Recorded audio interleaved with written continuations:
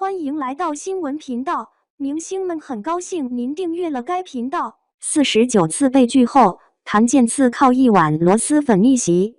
2026年8月2日，譚健次直播收工後，沒有回酒店休息，沒有鑽進保姆車，而是直奔柳州一家螺螄粉工廠門口。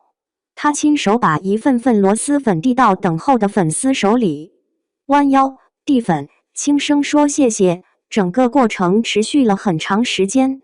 現場有人拍下視頻發到網上，評論區炸了，這是世界上最尊重螺螄粉的人，寵粉天花板內餘獨一份。可誰能想到，這個如今被粉絲圍在工廠門口，一舉一動都能上熱搜的人，當年曾給50個劇組投過簡歷，49次被直接扔掉，剩下1次換來一頓劈頭蓋臉的嘲諷。從無人問津到被看見，時間拉回2018年，28歲的譚健次站在《我就是演員》的舞台上，演完《北京愛情故事》的一個片段，台下徐崢突然站起來，幾乎喊出來的聲音說：“太好了，我終於看到一個演戲演得這麼好的小鮮肉，我告訴大家，這才是偶像。”譚健次背過身去，眼淚止不住地往下掉。這是他轉型演員後第一次有人這麼誇他。在此之前，他給50個劇組投過簡歷，49次被直接扔掉，剩下1次換來一頓劈頭蓋臉的嘲諷。面試男3角色被拒後，他鼓起勇氣問能不能是男主，對方回了一句：“你不行，你呀不行。”他只能自嘲，一帆風順就不叫逐夢演藝圈了。這種求而不得的滋味，他太熟悉了。13歲考上北京舞蹈學院附中，成績排倒數第1，拼命練了1年，好不容易變成倒數第2。老師來班裡挑有希望拿獎的學生，他落選了，一個人縮在角落。他不服輸，繼續死磕，從倒數第1變成全校第1。16歲拿下桃李杯拉丁舞冠軍，這個獎被稱為舞蹈界的中國奧斯卡。之後被保送北京體育大學，又簽了太和麥田，開始4年半封閉式唱跳訓練。2010年，Mike 男團出道，水平不差，但折騰幾年沒激起什麼水花。唱跳都試過了，他想演戲，結果就是那49次被拒和一頓嘲諷。直到2018年，我就是演員，徐崢那句這才是偶像像一束光照進來。章子怡也說，我覺得你表演得非常投入和真摯。譚健次聽完鼻子一酸，轉過身去抹眼淚。他聽過太多否定的聲音，這是第一次有人這麼肯定他。這之後，他繼續磨演技。2022年《獵罪圖鑑》播出，他演的畫像師沈毅小火了一把。2023年搭檔楊紫的《長相思》，香柳這個角色被他演活了，話題量衝破200億。開始有劇組主動找他拍戲。金星曾當着鏡頭說譚健次火不了，你這個鼻子就火不了。後來在《追光吧哥哥》裡，他一手喉嚨把現場氣氛拉到高潮。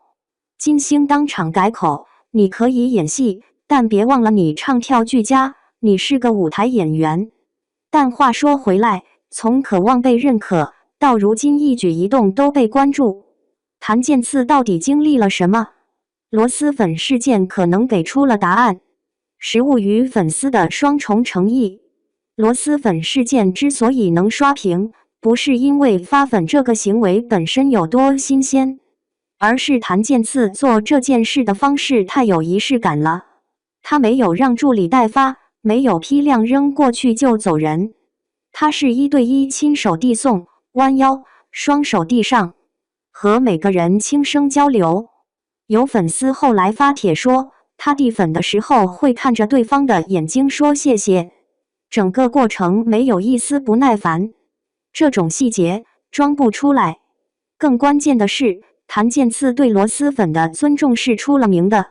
他曾在直播中多次提到自己有多愛吃螺螄粉，連湯都要喝光。他曾在廣西開過一家叫健次一家的螺螄粉廠，親手下生產線操作，後來因為徵地拆遷關了。這段經歷後來被粉絲翻出來，說他開過廠，研究過湯底，連包裝盒都用環保級的一個對食物如此較真的人，對粉絲自然也不會敷衍。從渴望被認可到主動給予尊重，這中間的邏輯其實是一貫的。早期他渴望被徐崢、被章子怡這樣的大咖看見，本質上是渴望被當作一個真正的演員來尊重。如今他有了話語權，他選擇用同樣的方式去對待粉絲，把對方當人而不是數據。他不搞那種隔着屏幕送飛吻式的寵粉，而是親自跑到工廠門口，把一份熱騰騰的螺螄粉遞到你手裡。這種尊重邏輯的延續還體現在其他細節裡。2025年多見一次巡迴演唱會，他專門設置翻唱粉絲點歌環節，網賺自掏腰包支付了高達300萬元的歌曲版權費。2026年，他為粉絲定制了一首叫《寵》的單曲，從歌詞到發布時間都設計了專屬元素。這些事單個拎出來可能不算什麼，但放在一起就拼出了一個完整的人設。真誠，真誠不是人設，人設是演出來的，真誠是骨子裡的。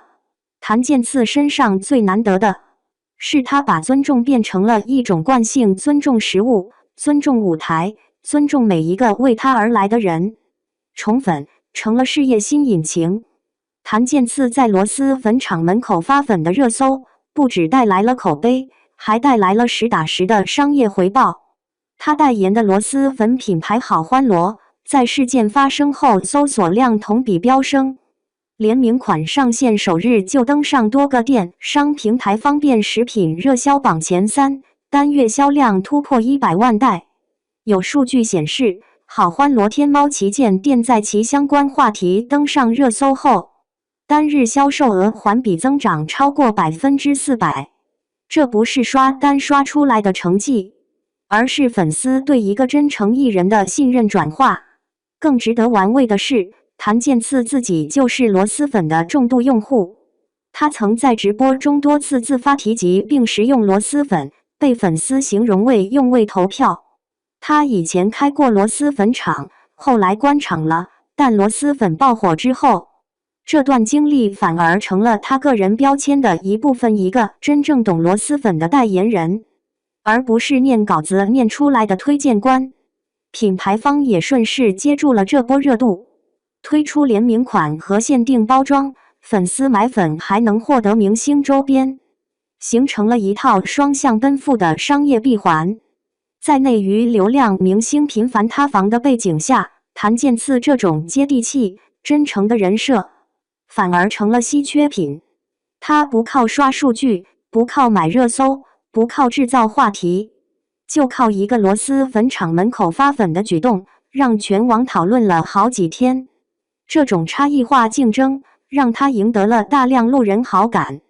其實，這背後有一個樸素的道理：尊重粉絲就是尊重市場。粉絲不是韭菜，不是數據，不是工具人，他們是活生生的人，能分辨出誰是真心，誰是敷衍。檀健次的尊重哲學之所以能出圈，就是因為他用行動證明了。他不是在消費粉絲，而是在回饋粉絲。從渴求一個認可，到主動給予萬千粉絲溫暖。你認為檀健次這種反向寵粉的力量，源於他早年的經歷嗎？